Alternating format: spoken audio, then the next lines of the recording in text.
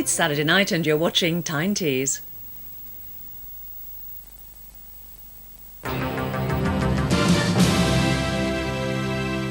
Good evening. The news and sport from ITN. Tonight's headlines. Downing Street's fury at reports of another back-to-basics row.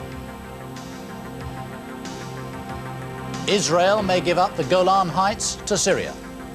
And the main sports headline. Wales sweeps Scotland aside at the start of the Five Nations Championship. John Major's at the centre of more controversy tonight over reports that he launched a fierce attack on right-wing ministers. At a private party for journalists, the Prime Minister said to have talked about crucifying the right for the way they've handled the back-to-basics row. Downing Street denounced the reports as scurrilous and malicious. It was at a Downing Street party 2 days ago that the Prime Minister is alleged to have said that he would crucify the right for hijacking the back-to-basics issue. But one cabinet member present vehemently denied the story. I was at the dinner. I heard no such remarks. The Prime Minister says he made no such remarks. As I understand it, nobody's been able to find anybody who was at the dinner who heard such remarks. It is just absurd.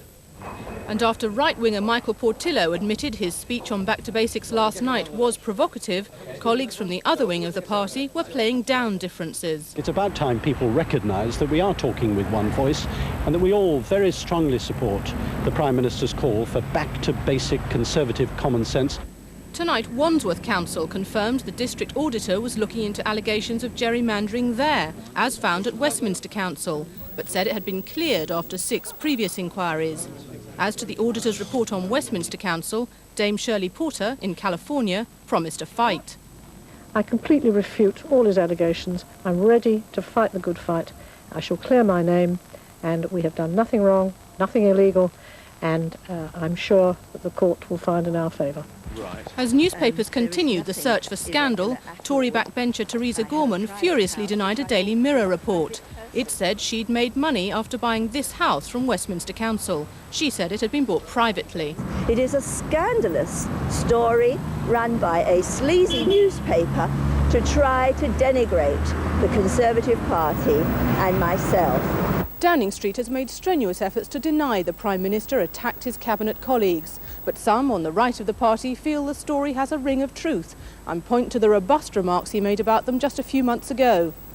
Now ministers are bracing themselves for more Tory scandals promised by the press over the next few days. Jackie Ashley, ITN, Downing Street. An Israeli cabinet minister has said Israel may have to give up the Golan Heights to achieve peace with Syria. The remarks by the Environment Minister Yossi Sarid come on the eve of a meeting in Geneva between Syria's President Assad and President Clinton. It's hoped the meeting will help break the deadlock in the Middle East peace talks. The final leg of his European tour, and President Clinton has left behind the problems of NATO and Eastern Europe to try and make progress on the Middle East. He landed in Geneva to hear that a senior Israeli cabinet minister has said that his country should be prepared to hand over the strategically important Golan Heights in return for a full peace deal with Syria. The Golan Heights have been occupied by Israel since the war of 1967. There will be no peace between the two countries until Syria gets them back. For several months, Damascus and Jerusalem have been fencing diplomatically about just how much Israel might get in return. Hence the excitement about President Assad of Syria's decision to come to Geneva earlier this afternoon to talk to the Americans, a feeling that it's a move he wouldn't have made unless he had something to offer. And why would Clinton have agreed to meet a leader whose country is still accused by the US of supporting terrorism unless he saw a chance of significant progress?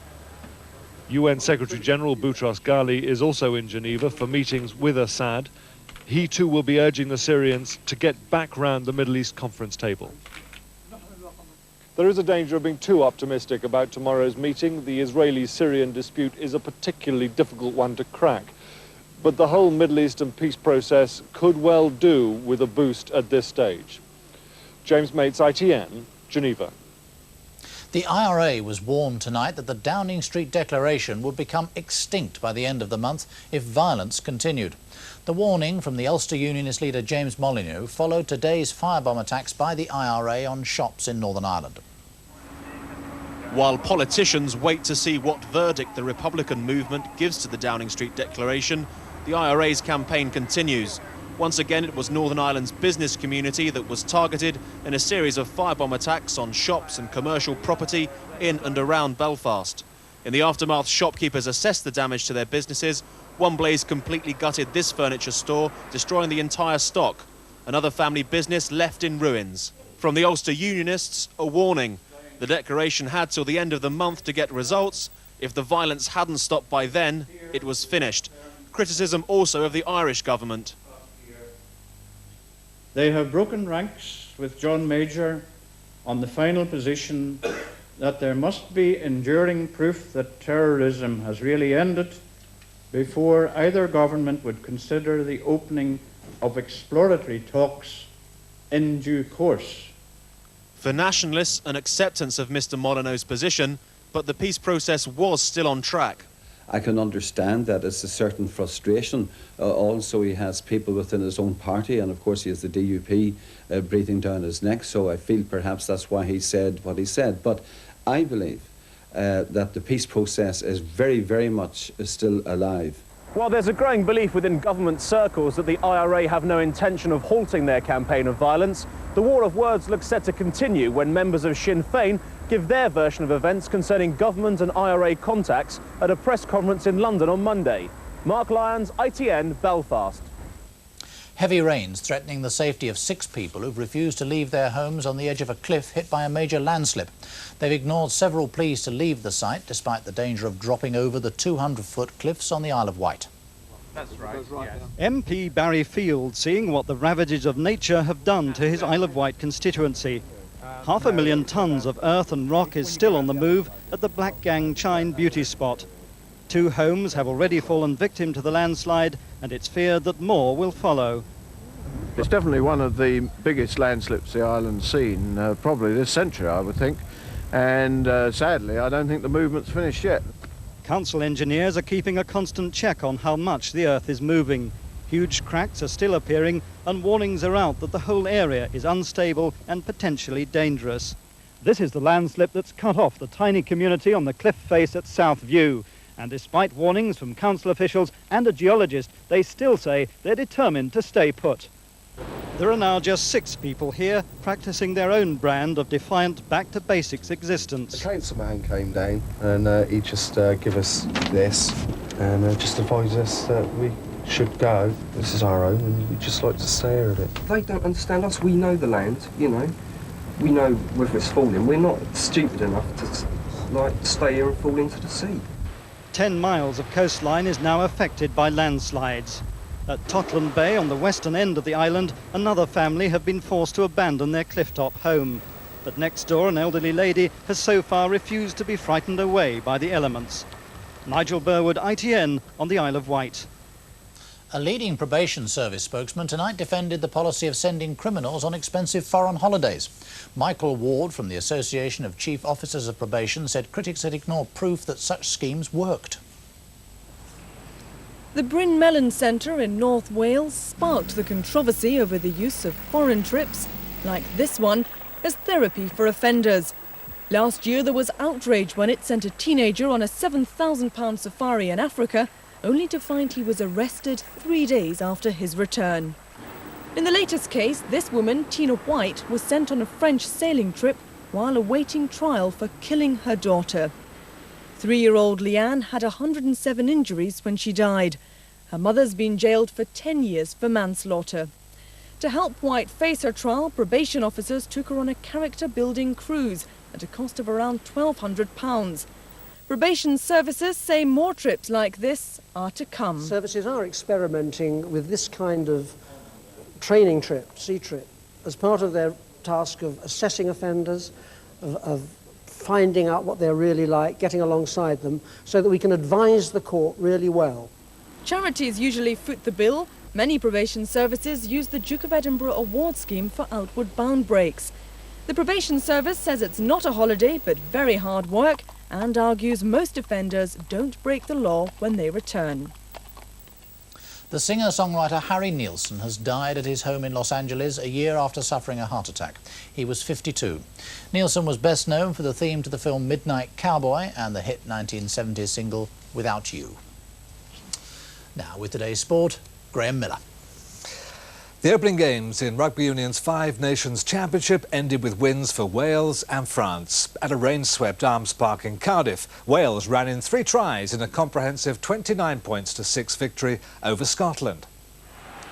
In a match prematurely labelled as this season's wooden spoon contest, the desire to prove a point overcame both sides as early as the second minute, an ugly punch-up involving both packs. The game calmed down with more Welsh pressure than Scottish, with the back line getting to grips with the appalling weather conditions and putting together some flowing moves. That pressure paid off after the interval, with the backs running the Scottish defence ragged to set up a try for substitute Mike Rare. Scotland's disappointment continued, the French referee disallowing what appeared to be a perfectly legitimate drop goal. Wales put the result beyond doubt with a second try from Rare, which is virtually a carbon copy of his first. And in the final moments, skipper Ian Evans completed a memorable victory for his side and a great comeback for Welsh rugby after last November's humiliation at the Arms Park at the hands of Canada. France launched the defence of their Five Nations trophy with an emphatic 35-15 points victory over Ireland. It's now 22 years since the Irish last won in Paris. No one gave the Irish much chance in Paris today. It's 13 years since they last scored a try there. But in the opening stages, they did at least cause 1 or 2 scares. It wasn't until the half-hour mark that the French began to stamp some authority on the game, Benetton scoring the first try. Eric Elwood's prolific right boot kept the Irish in contention. They trailed by just 4 points at the break. But within 10 minutes of the restart, the French had scored again. Galtier doing the spade work, Lacroix going over on the blind side. Ireland kept the scoreline respectable for most of the match, but they were punished by 2 French tries in the final 3 minutes, the first by Philippe Saint-André. France had taken a long time to show the flair that won them the Five Nations last year, but when Mill went over in the last seconds, there were signs that France were once again back in business. Manchester United maintain their grip on the Premiership here in England with their 10th away win of the season at Tottenham. Mark Hughes got the only goal. It was Spurs' 4th consecutive home defeat. 2 goals from Alan Shearer keep Blackburn involved after a bad-tempered game at Bramall Lane. And a hat-trick from Tony Cottee christened Mike Walker's management at Goodison Park. United now have 61 points, still 13 clear of Blackburn, who have those 2 games in hand. Liverpool climbed to 6th with victory at Oldham. They're now unbeaten in 9 games. In the First Division, the leaders Crystal Palace suffered a second defeat at Wolves in a week after losing their last Saturday in the FA Cup.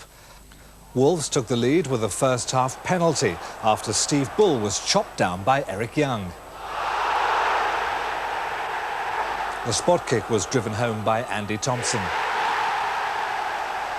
And Bull was there again near the end to set up Kevin Keane. Wolves' 5th win in a row, Palace's 3rd defeat. Millwall took full advantage at the New Den against Bolton. Alex Ray keeping up their promotion hopes with the only goal of the game in the second half. Millwall are now level on points with Palace, who've played 1 game less, but Tranmere and Charlton, who play at Leicester, could take over top spot with wins tomorrow. In Scotland, bottom of the table Dundee were on the verge of an upset against the leaders Rangers, until Gordon Durie snatched a last-ditch equaliser 4 minutes from time. So Rangers still a point clear from Aberdeen, whose match at St Johnstone was postponed. Hibernian move up to 3rd. England's cricket squad has arrived in Antigua at the start of a 3.5-month tour of the West Indies. The bookies have England at 10-1 against winning the Test series. But the touring party, led by new skipper Mike Atherton, left Gatwick this morning in confident mood. Most people travelling to the West Indies today will have been contemplating a relaxing holiday. For the England players, nothing could have been further from their minds. With the most feared fast bowlers in world cricket waiting for them, the luggage contained plenty of spare helmets and thigh pads. The Caribbean is always a daunting destination, however,